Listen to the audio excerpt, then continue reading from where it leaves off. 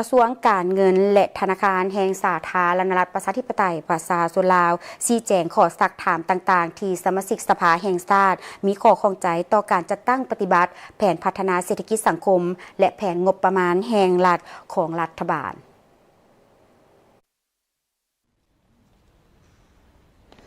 ท่านผู้ชมที่เคารพสำหรับการดำเนินกองประชุมสมัยสามัญเทื่อที่10สภาแห่งชาติสุดที่9ในเช้าของมื้อนี้ดำเนินมาเป็นมื้อที่4แล้วโดยที่ประชุมในภาคเช้าของมื้อที่4นี้ท่านสันติภาพพรหมวิหารรัฐมนตรีกระทรวงการเงินท่านก็ได้ขึ้นชี้แจงต่อหลายคำถามเป็นต้นก็แม่นปัญหาการยกเว้นการผ่อนผันภาษีอากรเก้าค่าแรงการบริมสิทธิ์เพื่อตอบสนองนโยบายการลงทุนทางภายในและต่างประเทศส่วนทางด้านท่านนางบุญคำวรจิตผู้ว่าการธนาคารแห่งสปป.ลาวท่านก็ได้ขึ้นชี้แจงเกี่ยวกับคลังสำรองการคุ้มครองหนี้สินและการคุ้มครองภัยเงินเฟ้อ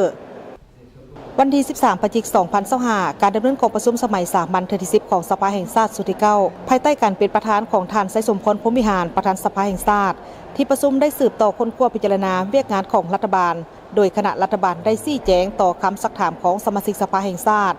ท่านสันติภาพพรหมวิหารรัฐมนตรีกระทรวงการเงินได้ชี้แจงในหลายคำถามเป็นต้นก็แม่นปัญหาการยกเว้นโดยเฉพาะการยกเว้นผ่อนผันภาษีอากรเก้าค่าแรงการบริมสิทธิ์เพื่อตอบสนองนโยบายการลงทุนทางภายในและต่างประเทศสามารถดึงดูดการลงทุนเป็นจำนวนหลาย ปัจจุบันกระทรวงการเงินกำลังค้นคว้าการนำใช้ระบบการวิเคราะห์สูญเสียรายรับจากการยกเว้นภาษีอากรซึ่งจะเฮ็ดให้การสังรวมมีความชัดเจนขึ้นในต่อหน้ากระทรวงการเงินจะสุ่มใส่ในการปฏิบัติมาตรการในการจัดเก็บรายรับเพื่อมีรายรับกุ้มตนเองโดยเฉพาะก็แม่นเริ่มแต่ปี2026ที่ลาวจะลดจากประเทศด้อยพัฒนาและการช่วยเหลือต่างๆจะลดลงด้านงบประมาณการลงทุนจะมีการจัดสรรให้ละเอียดและมีความเหมาะสมสำหรับการเพิ่มดัชนีเงินเดือนเงินนโยบายและเงินอุดหนุนพนักงานราชการทหารตำรวจครูและพนักงานบำนาญเริ่มปฏิบัติแต่ปี2026รัฐบาลมีความสามารถจัดสรรงบประมาณที่ได้มาจากการเพิ่มรายรับภายในและมาตรการปิดการหัวไหลทางด้านรายรับ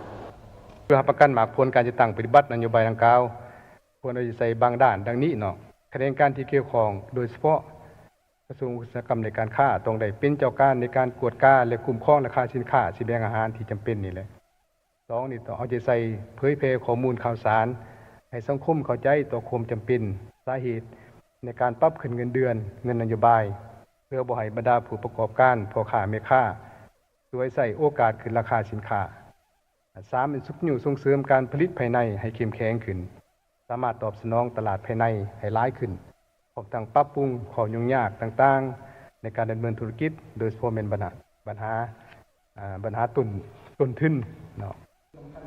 พร้อมนี้ท่านนางบุญคำวรจิตผู้ว่าการธนาคารแห่งสาธารณรัฐประชาธิปไตยประชาชนลาวก็ได้ชี้แจงเกี่ยวกับคลังสำรองการคุ้มครองหนี้สินและการคุ้มครองภัยเงินเฟ้อธนาคารแห่งสาธารณรัฐประชาธิปไตยประชาชนลาวจะสู่สนและค้นคว้าบรรดานโยบายและมาตรการให้แทบเหมาะกับสภาพที่เกิดขึ้นตัวจริงโดยเฉพาะก็แม่นสมทบกับบรรดาคะแนนการที่เกี่ยวข้องในการค้นคว้ามาตรการคุ้มครองราคาสินค้าไปเคียงคู่กับมาตรการทางด้านการเมืองแนวคิดโดยสร้างความเข้าใจให้แก่สังคมต่อกับการปรับเพิ่มขึ้นดัชนีเงินเดือนให้พนักงานเพื่อบ่เฮ็ดให้พ่อค้าสาวขายสวยโอกาสในการปรับขึ้นราคาสินค้าในท้องตลาดการควบคุมอัตราเงินเฟ้อให้บรรลุตามคาดหมายที่ตั้งไว้นั้นธนาคารแห่งสาธารณรัฐประชาธิปไตยประชาชนลาว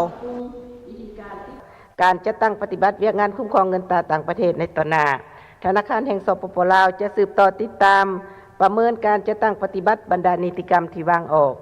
ทบทวนปรับปรุงคืนนิติกรรมที่ยังบ่สอดคล้องและยังบ่ทันมีประสิทธิผลเท่าที่ควรสืบต่อค้นคว้าพันขยายนิติกรรมที่จำเป็นให้สอดคล้องกับเงื่อนไขการพัฒนาเศรษฐกิจสังคมแต่ละระยะพร้อมกันนี้จะสืบต่อลงเผยแพร่นิติกรรมคุ้มครองเงินตราต่างประเทศที่ได้ประกาศนำใช้เพื่อสร้างความรับรู้และเข้าใจที่ถูกต้องให้แก่สังคมเกี่ยวกับความสำคัญความจำเป็นของบรรดานิติกรรมที่วางออกไปเคียงคู่กับการปฏิบัตินโยบายส่งเสริมสร้างท่าแห้งรายรับจากต่างประเทศเข้าสู่ประเทศหลายขึ้นและหันการคุ้มครองแหล่งเงินตราต่างประเทศเข้าสู่ระบบธนาคารให้หลายขึ้น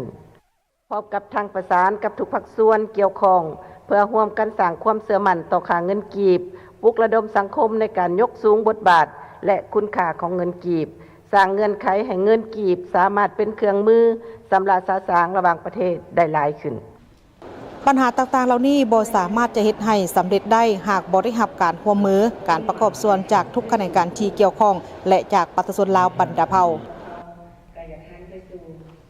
ท่านผู้ชมที่เคารพและทั้งหมดนี้ก็คือความคืบหน้าในการดำเนินกองประชุมสำหรับภาคเศร้าส่วนว่าภาคบ่ายนั้นตามแผนแล้วจะเป็นการขึ้นผ่านหางมติสภาแห่งชาติ1ฉบับเพื่อประกอบความคิดเห็นพร้อมทั้งสรุปเวียกงานของรัฐบาลรายละเอียดจะมีขึ้นใดทีมข่าวโทรภาพแห่งชาติจะรายงานให้ท่านผู้ชมได้รับทราบเติมอีกบุญนอมแพงสมัยถ่ายภาพพันงานสุทธิพงษ์รายงานจากสภาแห่งชาติ